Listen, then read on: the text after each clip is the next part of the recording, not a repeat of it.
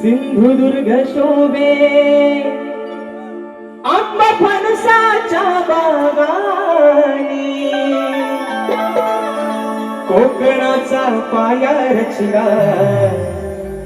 या देवदैवतानी, राखीला हा मान दशावतारा भजनानी, देवा कोकण फुलो असा ही बोले मालवणी, विकू नका जमिनी पार नाहीतर होऊ आपण चाकर, हो विकू नका जमिनी पार नाहीतर होऊ आपण चाकर, सांगे राजेश जोडून करा